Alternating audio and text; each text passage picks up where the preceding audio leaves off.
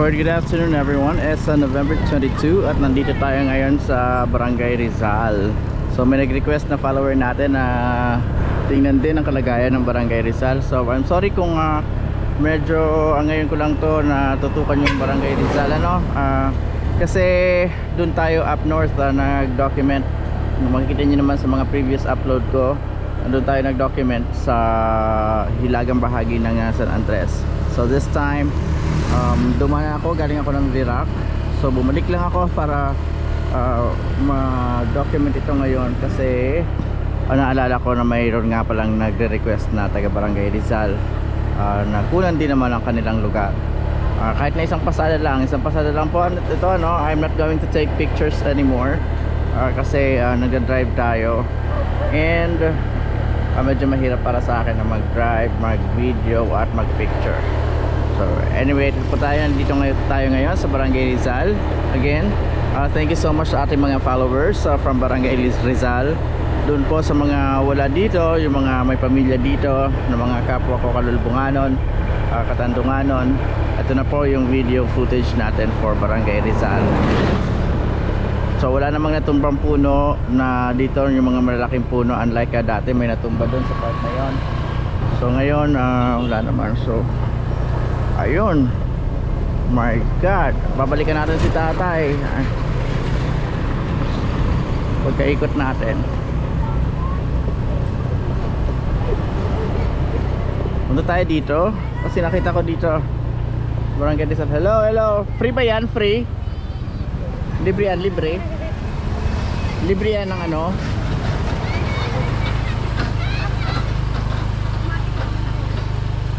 ayan, ano sila.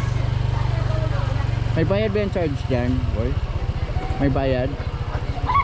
Libre? Okay, good job sir. Then Bicol Solar din, or solar installer natin. Dito sila sa Barangay Rizal para sa kanilang free cellphone charging.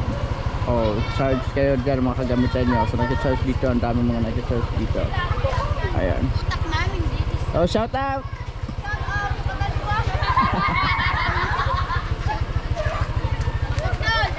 Libre daw ang charging dito. Good job Bicol Solar din. Yan yung mga dapat ipatronize natin, yung mga nagbibigay sa atin ng mga libreng ganito, at saka yung mga tumutulong sa community, yung mga tumutulong sa community, ganun dapat ang pinapatronize natin. Tayong mga consumers, yung mga kliyente nila, yun dapat pinapatronize natin. Ako pagka ganon, tinitingnan ko kung anong yung mga establishments na mga marunong magbigay o magbalik ng kanilang kinikita kahit porsyento sa ganitong oras ng kalamidad. Ganun dapat, marunong makipagtulungan. So diretso tayo sa may dito hanggang doon sa may kampo, and then babalik ulit tayo at papasok tayo doon sa barrio. So nandito, hindi ko alam kung ano yung mga name ng mga lugar. So this is Barangay Rizal. Mga sitio or mga purok-purok dito sa barangay. So ito yung Barangay Rizal. Again guys, mga kaka-tune in pa lang, thank you so much again sa happy pag patronize ng ating mga vlogs. I have vlogs in wait lang po, ikot tayo.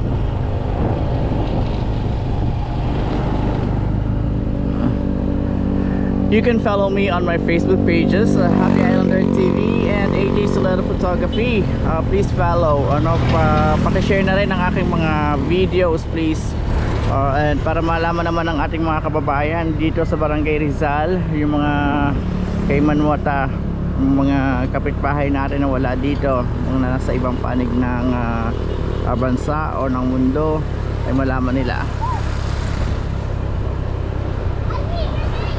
Alright, so may little distraction dito, yung mga light materials.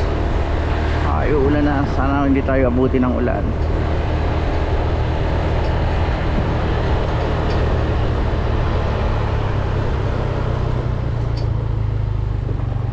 Okay. Ano pa sa'yo, boy? Okay, papasok na tayo dito sa barrio, pinaka-barrio ng Barangay Rizal. And ayun po.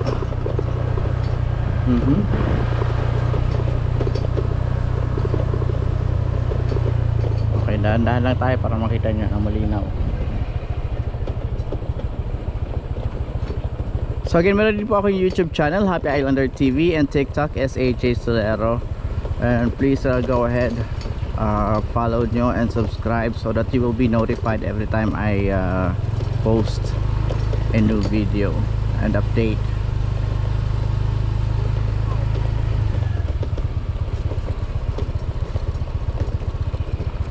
Last 2020, after Typhoon Rolly, nung paglunsad natin ng Oplan Ayuda, ay napuntahan din naman natin ito, ang lugar na to ng Barangay Rizal, at nakapagbigay tayo sa mga ilang mga tao dito sa ating sa barangay na ito.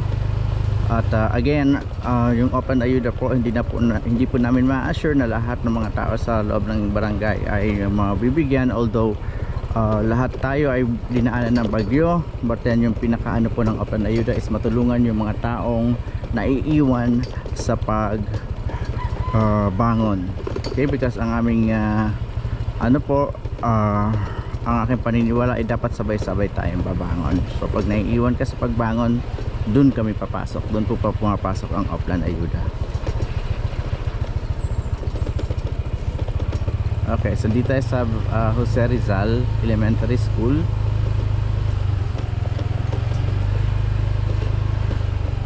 May nakita tayong isa doon, pero parang totally washed out at naglilinis si tatay. Babalikan natin yun, we're gonna check on him. Ano pa ba dito?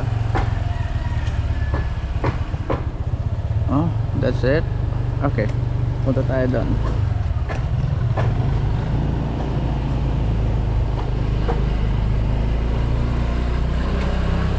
Alright, again, this is Barangay Rizal in San Andres, Catanduanes. It's November 22, 6 days after Bagyong Rolly. I mean, Bagyong Pipito. I'm sorry guys. Bagyong Pipito. Okay, ang Rizal nga pala guys ay ang ating supplier ng mga vegetables natin, ano, na nanggagaling, number 1 supplier dito sa buong Catanduanes, ang Barangay Rizal, because of the healthy, very healthy soil that they have here. Very healthy daw according to our agricultural office. Galing na kami dito sometime. Ang dami pa palang ano dito. So this is the first time na pupunta ako dito sa lugar na to. So I don't know kung saan pupunta yon. So hanggang dito lang po tayo. Ikot na tayo, babalik na tayo.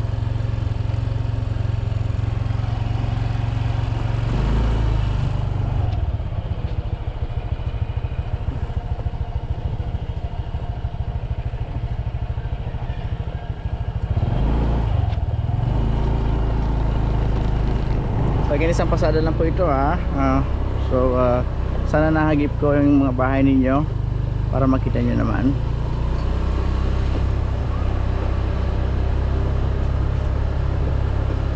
Again guys, may mga videos tayo na in-upload regarding Oplan Ayuda, yung mga na-interview natin, at sana ay matulungan nyo po kami na matulungan namin sila. Okay, kung gusto nyo magpahati ng tulong, meron po kaming GCash, PayMaya, and CBank.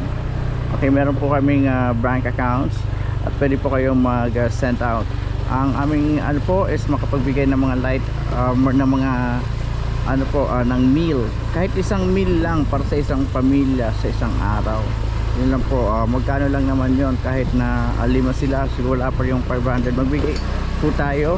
At habang tayo ay pwede pang magbigay at may kakayahan pang magbigay, magbigay po tayo, ano, maganda sa kalooban ang makapagbigay sa kapwa, makatulong sa kapwa. Okay, so ang balik naman yan ay 10 times. Ang sabi nila 10 times ang balik. Ayan. So naniniwala po ako doon. So sana makapagbigay tayo. Again, Oplan Ayuda, check it on my Facebook pages. Please check kung paano po tayo makapag-send out ng tulong for Oplan Ayuda.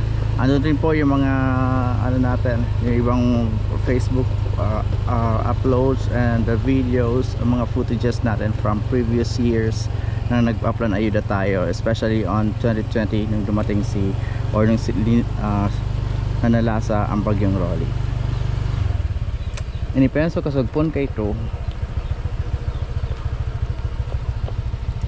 I didn't know. Okay, so balik ulit tayo.